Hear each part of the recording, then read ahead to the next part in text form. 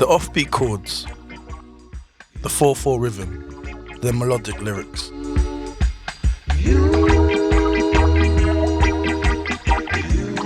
Reggae's soothing sound was born out of Jamaica's turbulent history.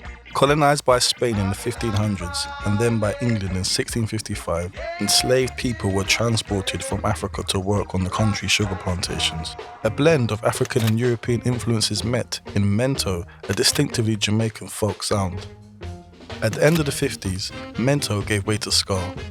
Combining elements of mento and calypso with American R&B, ska was characterized by a walking bass line accented with rhythms on the offbeat. In 1962, Jamaica was granted independence and ska reflected the mood. Throughout the 50s and 60s, sound systems spread through the streets of Kingston. The big hitters were Arthur Duke Reid's The Trojan, Prince Buster's Voice of the People, and Cox and Dodd's Downbeat. As well as ska, the sound systems played the latest R&B inputs, but when the States fell in love with soul, the records dried up. To keep their decks spinning, producers looked to homegrown Jamaican talent. Fierce competition meant music melded, adapted and morphed quickly.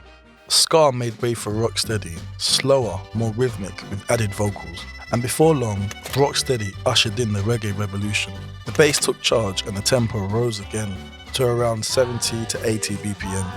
It was Toots and the Maytals' 1968 hit, Do the Reggae, that named the genre. Jamaica had been in the grip of political unrest for decades, and in Kingston, extreme poverty erupted into violence. Rude boys carrying ratchet knives and handguns doled out rough justice on the streets. In response, reggae's lyrics brought words of hope. In the 50s, 60s and 70s, over 100,000 people emigrated from Jamaica to the UK, including reggae's rising stars.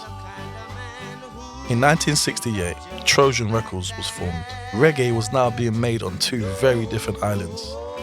Just like the mods and rockers before them, white working class youths or skinheads loved reggae because it was rebel music, sidelined by the BBC and exclusive to pirate stations and packed dance floors.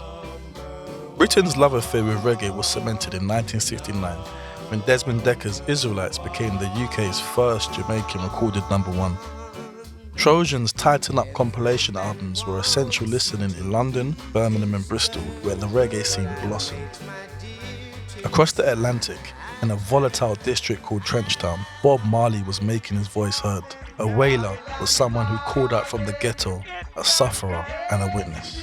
By this time, reggae was synonymous with the Rastafarian movement, and Marley's mission was one of peace and unity. By the late 70s, reggae was a global phenomenon.